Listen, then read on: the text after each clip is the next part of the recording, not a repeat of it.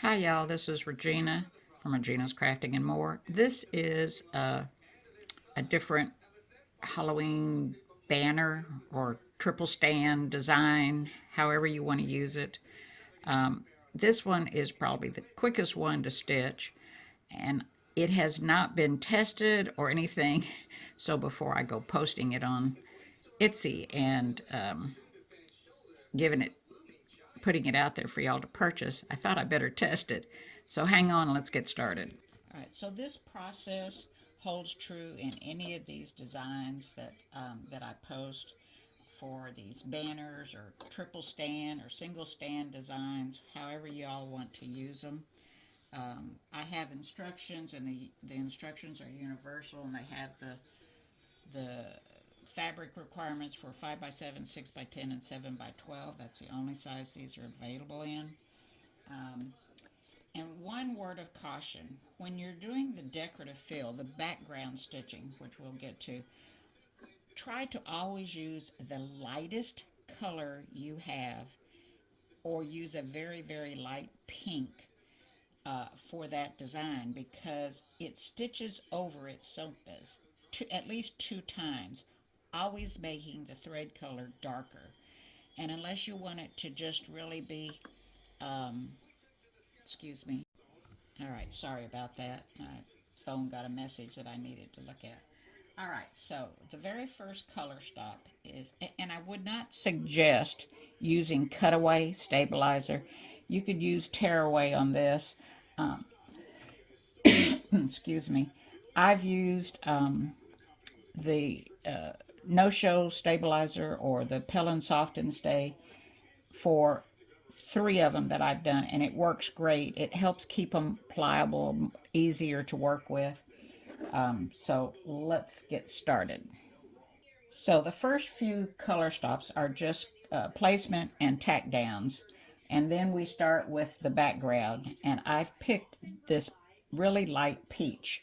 I mean, most of the stuff that I'm going to do is going to be probably that color for the text, and the satin stitch that goes on a line that divides the top from the bottom. So I don't want that background stitch. I want it back there to see, to make a pretty design, but I don't want it in your face type thing. So I'm going to use this peach. I've used successfully a light silver, and a very, very light pink that works well. But this really light peach has worked really good on these designs. You see the background design, but it's not, jumping out at you. All right, so the first color stop is a placement stitch for your batting.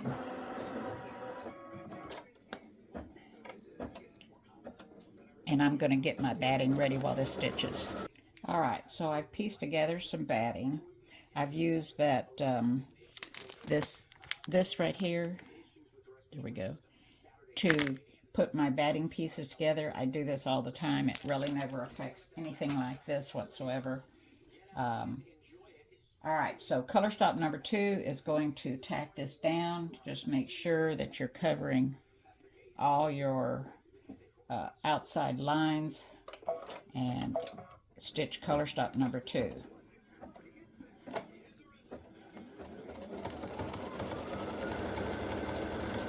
Alright, we're just about finished with color stop number 2.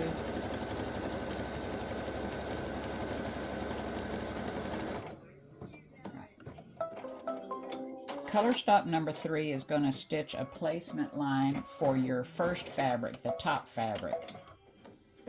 And you do want to do this because it divides the top from the bottom. And the fabric requirements for the top and the bottom and the backing and the tabs are all on the instruction sheet.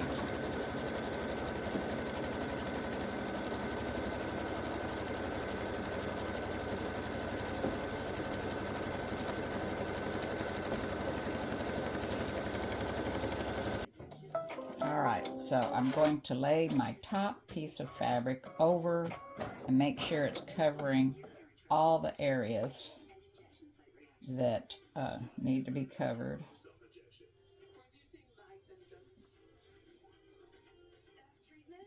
And you will be trimming the bottom part of this when it's finished. So color stop number 4 is going to tack this fabric down.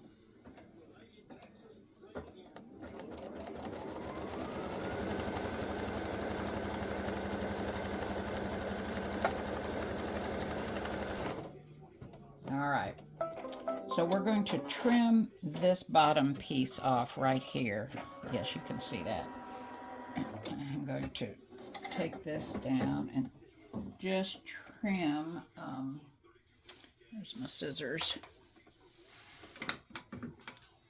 Just trim a small seam. Can't do it like that.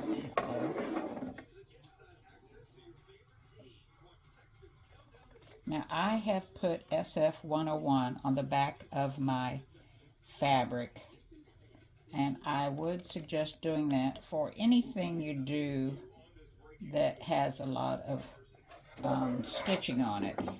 All the quilt blocks that are quilted, embroidered blocks, whatever you want to call them. I make quilts out of my embroidered blocks, so I have a tendency to call them quilt blocks. Alright, and I'm just going to go all the way out like that. Toss that little bit. Alright, we're not going to worry about the seams at the top and the sides, because they will get cut off when we trim it before we turn it out. Alright, color stop number 5 is going to stitch a placement line for your bottom fabric.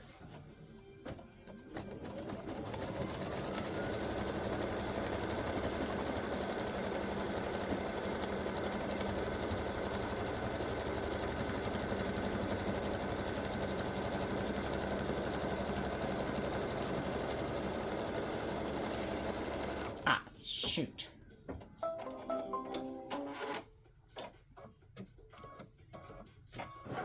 Okay, that didn't affect it. Whew, holy moly. Okay. All right, so you want to make sure when you lay your fabric down, you're not going to lay it like this and turn it back. You're going to lay it on top, and you want to make sure that you cover these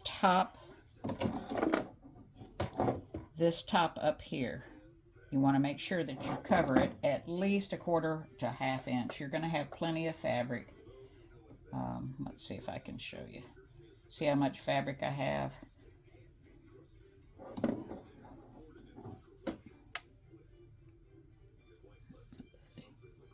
See how much fabric I have to cover that? All right. You're going to be trimming the top part off, so you just want to cover it really well. And all right, so color stop number 6 is going to tack down your bottom fabric.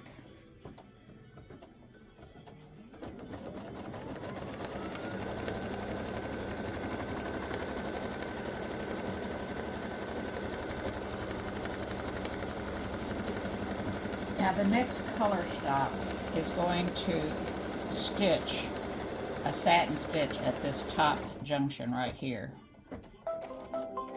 So we want to trim that fabric as close to the line as you can possibly get.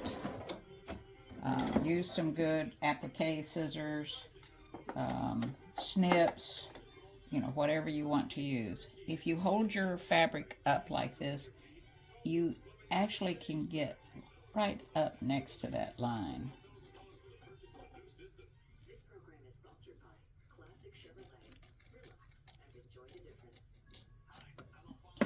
Yeah, these applique scissors, my other ones are just not cutting, so let me see if I can use my snips.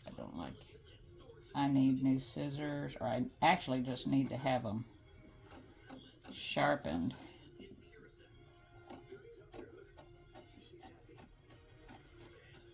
There we go. Get mine. Alright, so I'm just gonna get all those little stray threads. off of there. And I was wrong. The next color stop does not stitch that satin stitch. It stitches the decorative fill.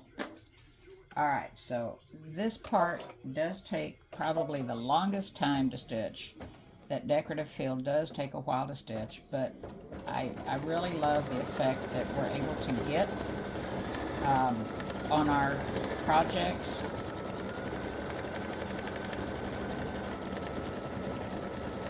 So I'll be back when this is done. Alright, the design finished stitching at the top and left space for Boo. The next color stop is wanting to stitch the design down here. You do not have to stitch it here if you don't want to. It's not going to affect the design one way or the other. I'm going to stitch it just because it's there, just to show people you can stitch it or not. Make your own decision.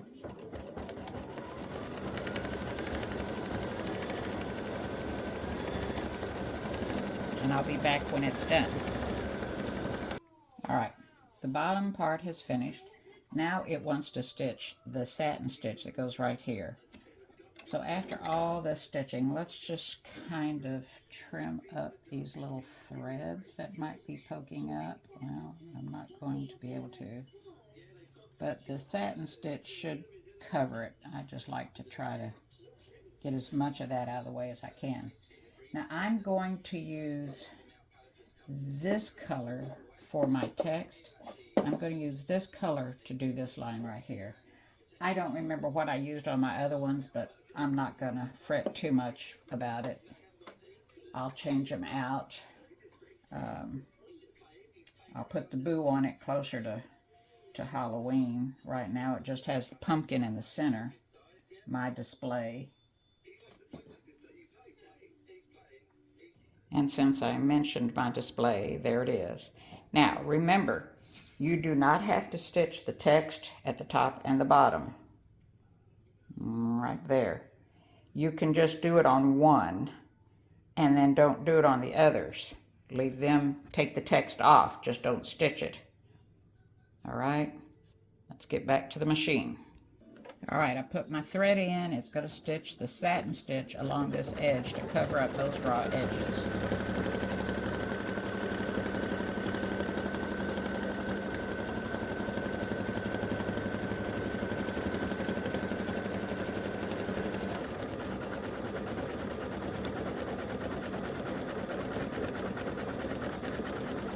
Now, while that is stitching, I'm going to go find my purple. That didn't take long, it was sitting right there. So I'm going to stitch Boo in a purple, just to kind of break up the orange theme.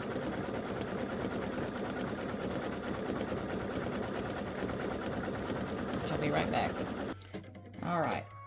Whoops, I put in the wrong color. Hang on.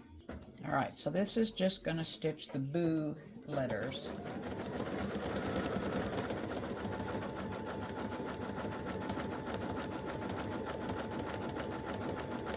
And I'll be back. All right, the Boo has finished stitching, and now it's time to do the text. And I'm conflicted on what I want to. I think I'm going to use that. I go back and forth on the orange that I want to use, and I just don't know what I started them all with this fabric, and it wasn't a good fabric choice, to say the least. I should have picked a darker color, more solid color, something contrasting. I don't know. It's hard for me on fabric sometimes. Okay, so now I'm going to stitch all the text that says Happy Halloween. I'm not going to have you watch this all stitch. I'll be back when it's done. I'll get it started and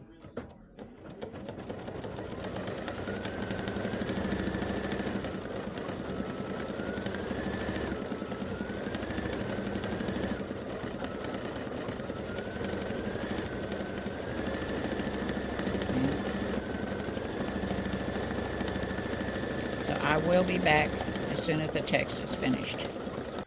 All right, so I have the word Halloween as a different color in case you want to change the color and have Halloween be a different color, which is probably what I should have done. I probably should have put it in black, but I want it to kind of match the others right now.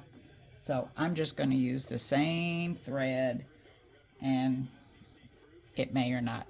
I would suggest definitely, if you have a darker fabric, put a very good contrasting thread in. All right, so I'm just going to stitch with what I have to kind of match the others. All right, now the fun part. It is time to put on the loops, or the tabs, whatever you want to call them. Let me trim these little threads off of here. Where's my scissors? Where'd they go? Well, they just grew legs and walked off. All right. And I got them. All right, so let's see here. So what I do is I have my little measuring thing. Oh gosh. Oh, there it is right there in front of me. And let's see, we're going to stitch the line where you're going to use to place these on. This is the placement line.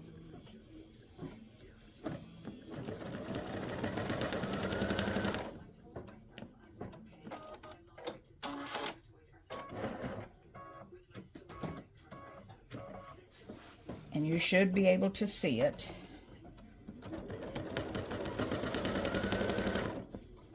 Okay. Now you're going to take this and some medical tape. You're going to take your tab, and let me get my medical tape up here. 2 pieces, a good length so that you can cover it all. You want to put this so the top of it, the raw edge is 1/4 of an inch away from that line that just stitched. Okay, that way, and I put mine kind of as much in the center of that line that's stitched. All right, so that I put my 1/4 inch on the line at the top, the horizontal line that's stitched, and I check to make sure that the top of my raw edge is that 1/4 of an inch away. Okay, so let's do this again. We're going to put it kind of in the center, as much in the center as you can get. I've got my 1/4 inch on my little ruler measuring thing, whatever this is called, and that's good. I'm about in the center. I'm going to tape this down. You could tape it right over the edge. Matter of fact, that would help to keep it from catching. Oh dear, there we go. Measure that again. Keep it from catching. And this medical tape, it comes off real easy. All right, so color stop 15 is going to tack that down. Just whatever you want to put it, a 1/2 inch, that's fine. I know that a 1/4 inch works for me, and I can be consistent at that.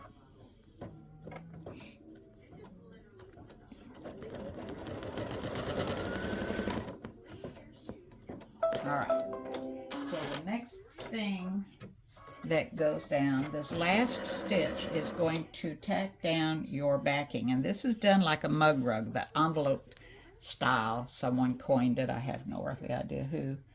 And we're going to overlap it at the top. You want maybe an inch that it's going to overlap in the center. So you take your long piece and you fold it over. Fold it over, and you want it to overlap. Okay, if it means I may have given you a slightly larger. All right, so I've got it overlapping about an inch. I'm making sure this is lined up and this is lined up. I've got plenty of overlap here, plenty there. You could probably cut it a little bit shorter. I think I cut these at 13. Let me see real quick. Hold on just a second. Let me just measure these. I may have cut them too long. No, I cut it at 13 1/4. It was just a piece that I already had. Whoops, sorry about that. It was a piece I had, and I knew I wasn't going to be using using whatever scraps I had. All right, so you want these to line up. You want your edges to line up. Make sure they overlap the side. Yeah, that's. Well, I can bring it over a little bit. Got plenty. I got plenty. I've got an inch or so that I overlapped. And you could make this a little shorter.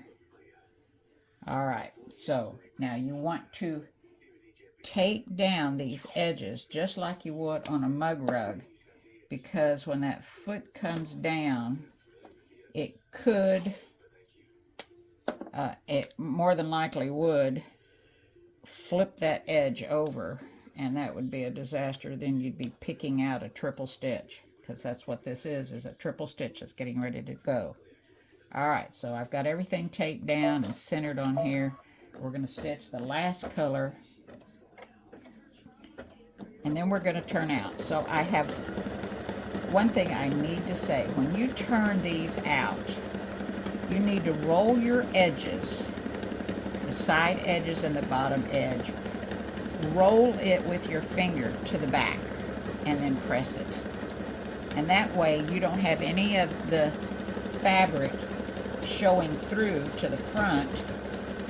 If you look on the pictures, you don't see that, the pictures that I've provided, you don't see that fabric on the front, your backing fabric. But it means you do have to roll that edge back and press it.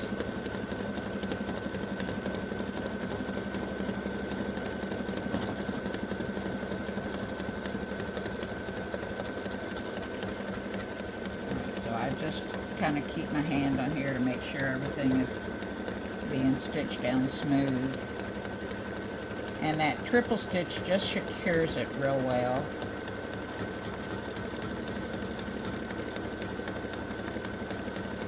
And my loop is out of the way on both sides. I don't have to worry about it getting stitched down.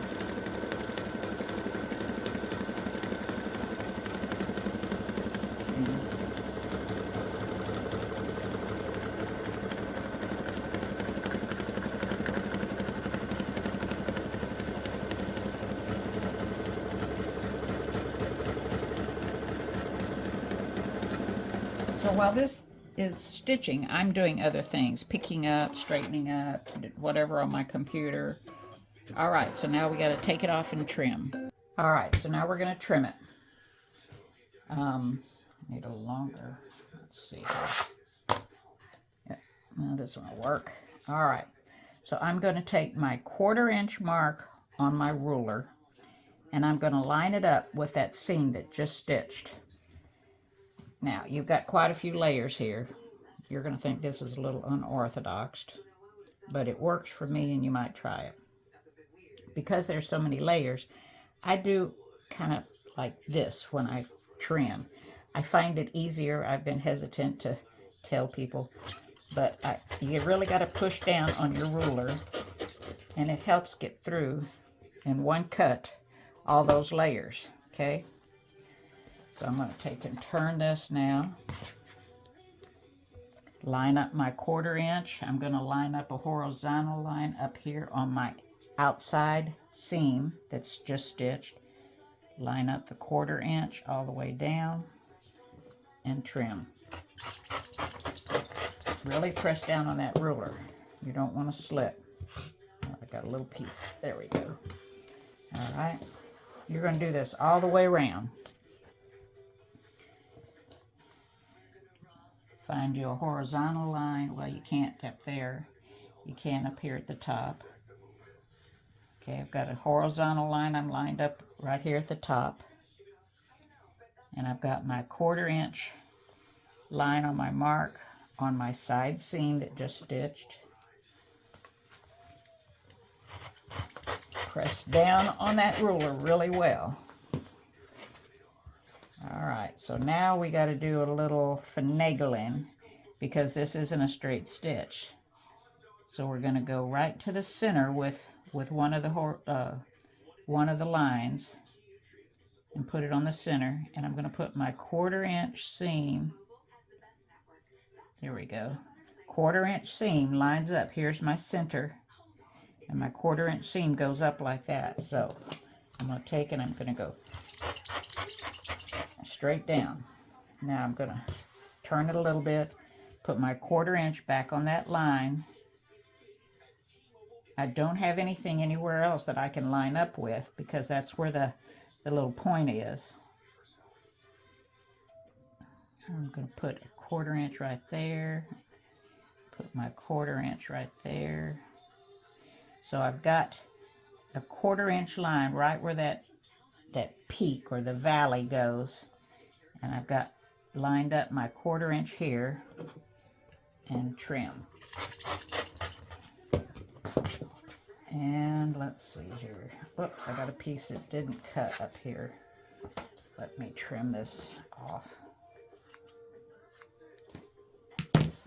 Get this out of the way. Yeah, a little piece didn't cut, so let me trim that again. Put my 1/4 inch on it, line up my horizontal up at the top, and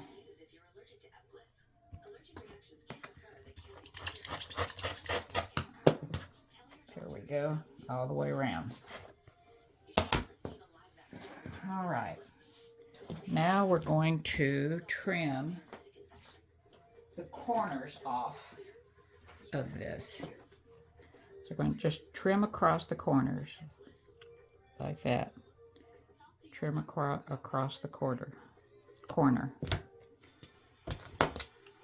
You could round it, I guess, if you wanted. There we go. Take our tape off.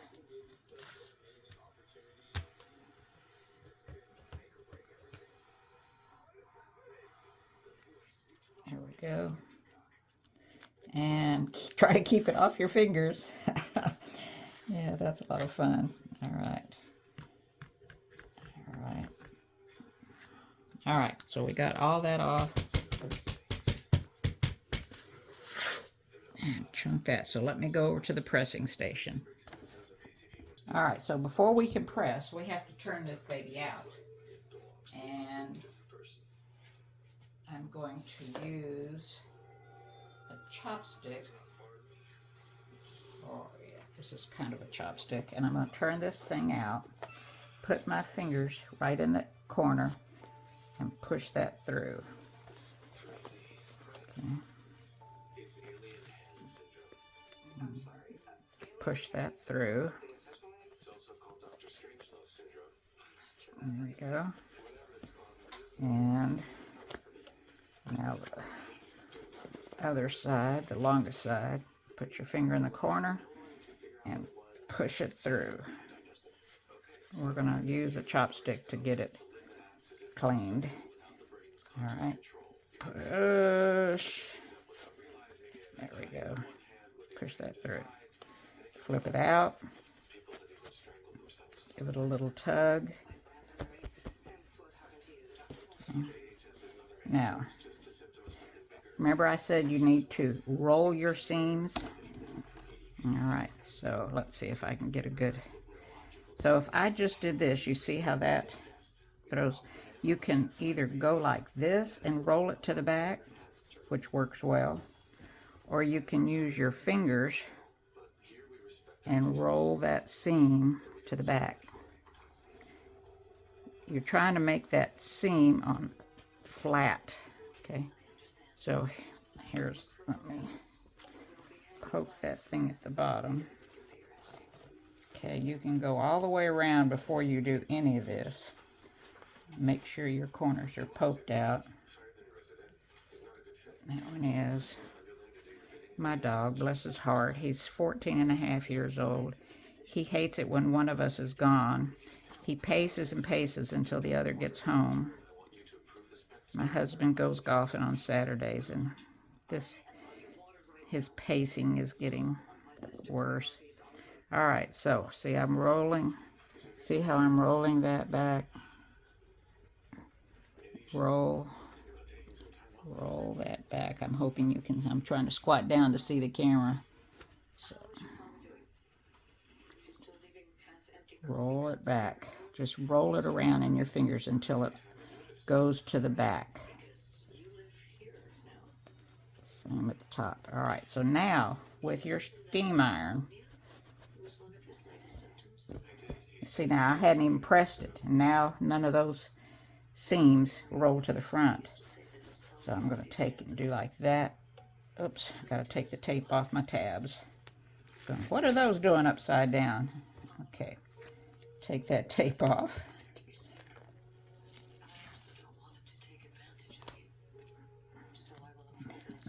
Get it off my fingers. All right, so I've got my seams all rolled down. I'm going to press, give it steam. Kind of press to the back. Okay, press that in, press to the back, press to the back. See? Press to the back. Press this down. Give it steam.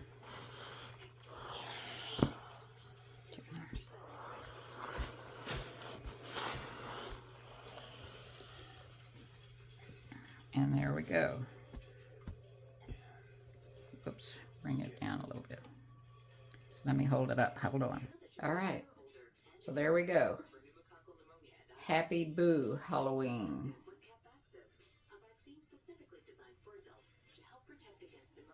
Okay. Yeah, I could have chosen a different, I should have chosen a different color and done black here and here. But at least you know how to stitch this project. Don't forget, like and share. Please like and share. Just like, okay? Make a comment below if you have any questions. I've got a link to my Facebook group and my Etsy shop below in the description. Thanks for watching. Enjoy. Please post a picture if you're in the group. Please post a picture of your banner. Remember, there's one that has a pumpkin in the center, one that has a pumpkin face boy and a pumpkin face girl in this series right here, Halloween. Thanks for watching. Bye.